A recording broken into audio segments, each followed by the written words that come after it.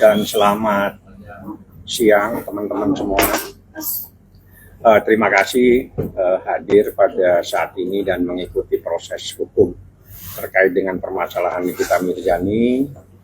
Jadi saya sampaikan memang benar kemarin saya membuat surat pencabutan, ya, surat pencabutan terkait dengan adanya gugatan Wan Prestasi yang kami sampaikan ke Pengadilan Negeri Jakarta Selatan dan suratnya sudah diterima. Insya Allah sidang untuk sidangnya itu hari Senin. Sidangnya hari Senin tanggal 21. Tapi saya sudah menyampaikan surat pencabutan karena setelah saya berdiskusi dan berdialog dengan Nikita minta saya fokus kepada perkara pidananya dulu. Seperti itu, karena kan di saat ada dua persoalan, maka kita harus mengambil sikap, harus ada skala prioritas. Nah, skala prioritasnya ini adalah saya harus konsentrasi di perkara pidana. Seperti itu, sehingga kita ngambil sikap, gugatan Wan Prestasi terhitung. Mulai kemarin sudah saya sampaikan pencabutannya dan sudah diterima di bagian kepaniteraan Pengadilan Negeri Jakarta Selatan. Seperti itu. Pertimbangan lainnya dimulai ingin fokus ke pidana, kenapa Bang? Tidak ada lagi, karena ini persoalan skala prioritas. Jadi gini, perkara pidana dan perdata ada dua hal yang berbeda. Perkara perdata itu terkait dengan kebenaran formil, di mana hakimnya bersifat pasif. Perkara pidana kebenaran material, di mana hakimnya bersifat aktif. Dan di sini banyak saksi yang akan diperiksa. Setelah saya mempelajari, ada berkas yang cukup tinggi dan banyak saksi, kita perlu konsentrasi dan kita fokus kepada sini. Karena apa? Yang pidana ini terkait dengan adanya individu yang bernama Nikita Mirzani dan Ismail Marzuki. Sedangkan terkait dengan perdata itu terkait dengan harta benda. Jadi hal yang berbeda, maka kita prioritas kepada pribadinya yang perlu kita lakukan konsentrasi untuk melakukan pembelaan. Seperti itu. Bang, Nikita Mirzani sendiri ada pembicaraan apa Bang? Nggak ada, saya sampaikan aja. Dan dia berharap memang harus ada skala prioritas, dan skala prioritas kita adalah ke perkara pidananya seperti itu. Apakah buktinya lemah Bang? Bukan, ini kan sudah disampaikan. Skala prioritas itu harus kita kedepankan. Di saat ada dua proses yang berjalan, kita harus mengambil sikap mana yang kita dahulukan. Dua-duanya itu kalau berjalan, perbedaannya cukup signifikan. Satu kebenaran material, satu kebenaran formil. Nah, jadi hal yang berbeda. Jadi kita fokus kepada pidana, karena pidana ini terkait dengan individu Nikita Mirzani dan Ismail Marzuki. Perlulah kita mengambil sikap di saat ada dua pilihan seperti ini, karena ini dua-duanya kalau berjalan akan membuat kita harus konsentrasi dua hal. Padahal ada yang perlu kita konsentrasikan, yaitu di perkara pidananya itu sendiri. Seperti Bang, terkesan kemarin untuk pengajuan sidang perdatanya terburu-buru seperti itu, Bang? Bukan, kan saya bilang ini ada skala prioritas. Nah, pada saat skala prioritas yang harus kita analisa dan kita sampaikan, maka kita harus mengambil sikap yang harus kita dahulukan, bagaimana kita konsentrasi melakukan pembelaan kepada terdakwa Nikita Mirzani dan Ismail Marzuki. Seperti itu. Kan mereka itu menjadi terdakwa. Artinya perdata itu nanti besok akan terus dilanjutkan, Bang, setelah pidana Itu menjadi rahasia. Ya udah, itu urusan nanti strategi yang lainnya yang jelas. Surat saya sudah nyampe kemarin dan sudah diterima di bagian kepaniteraan sidang yang sebenarnya insya Allah tanggal 21, sidang perdata Wan Prestasi hari Senin tanggal 21, seingat saya ya, di Ekot. Sidangnya Nikita Mirzani putusan selah hari Kamis. Anda kan biasanya mengikuti hari Selasa, ditunda dan diputuskan menjadi hari Kamis tanggal 17. Jadi 2 hari lagi itu putusan selah. Dari putusan selah ini nanti apakah eksepsi daripada kuasa hukum atau penasihat hukum atau Nikita Mirzani diterima? Kalau diterima, maka perkara ini akan dihentikan. Kalau tidak diterima, perkara lanjut, disitulah nanti akan berproses, di mana para saksi semua akan dipanggil. Disinilah perlunya kita konsentrasi penuh untuk melakukan pembelaan kepada terdakwa, karena perkara pidana itu adalah dalam rangka mencari dan menemukan kebenaran material. Terjadi diskusi, terjadi tanya jawab di dalam saksi-saksi tersebut. Nah, ini kan kita juga harus banyak berdiskusi nanti, berdialog kepada para terdakwa terkait dengan ini, saksi memberikan keterangan bagaimana. Kita kan sudah dikasih berkas sama jaksa yang cukup tebal juga, cukup tinggi. Nanti kita akan diskusikan dengan para terdakwa seperti itu. Kenapa baru sekarang berpikir ini fokus di pidananya dulu? Ini strategi, Pak.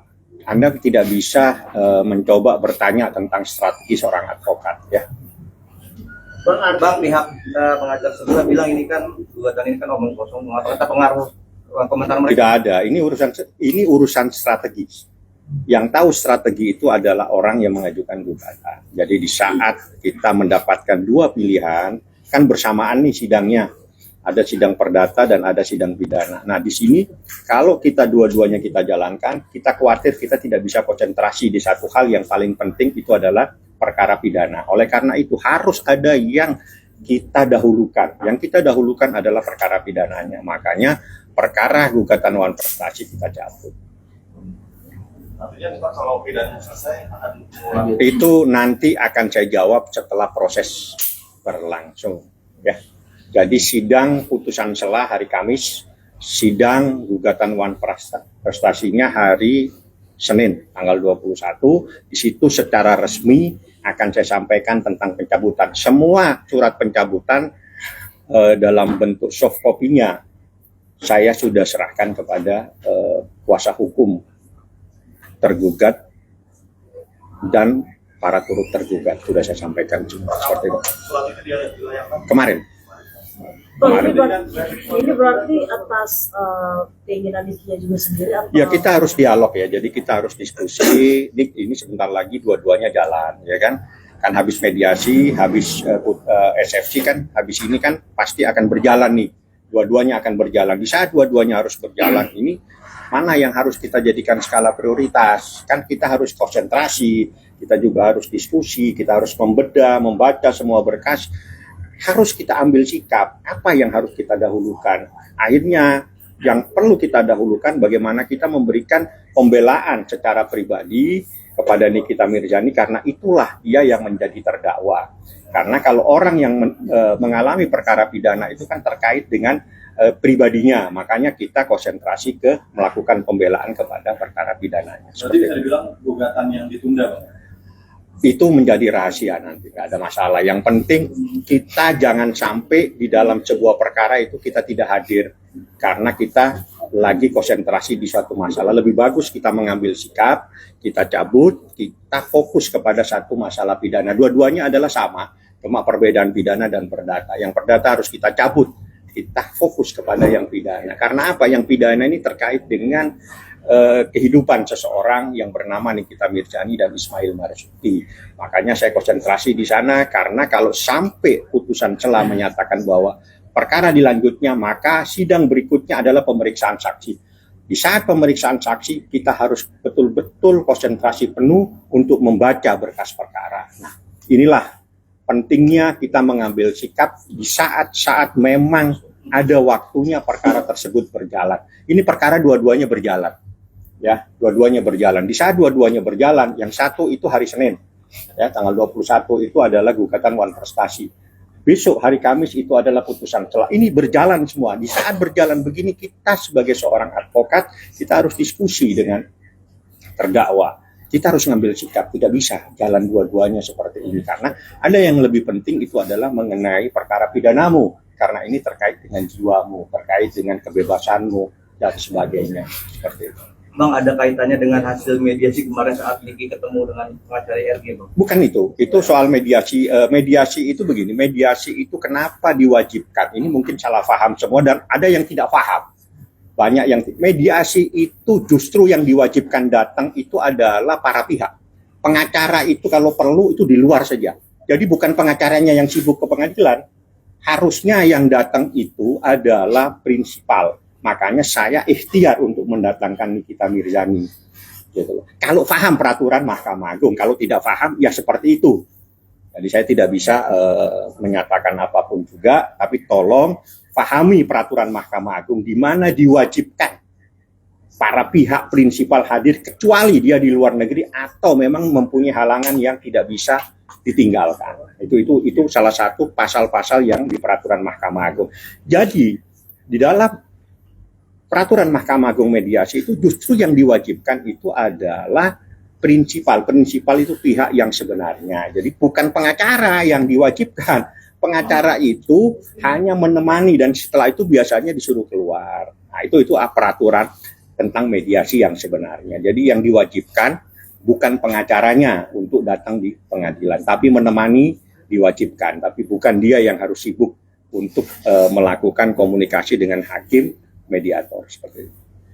Bang, banyak yang bilang awal-awal posisinya pun akan muncul semua itu masalah. Nanti Anda akan ikuti karena kan berkas perkara ada di tangan saya. Jadi di saat seperti ini wajiblah kita ngambil sikap karena kalau kita juga akan sidang perdata itu juga memerlukan waktu, konsentrasi. Tapi kan persoalannya kan beda, lebih banyak kebenaran daripada formil. Nah, sedangkan di sini lebih banyak kebenaran material, kita harus mempelajari keterangan saksi seperti apa, bagaimana kita bertanya dan seterusnya. Oleh karena itu kita harus lebih banyak mempersiapkan diri untuk kepentingan perkara pidananya. Nah, di saat seperti ini supaya tidak terbengkalai sebuah perkara, makanya kita ngambil sikap, kita cabut. Oke, sudah clear semua? Ya. Tanggal 17 putusan celah, di mana putusan celah itu berarti terkait dengan putusan pidana. Insya Allah jamnya sudah seperti biasa, jam 10 mungkin.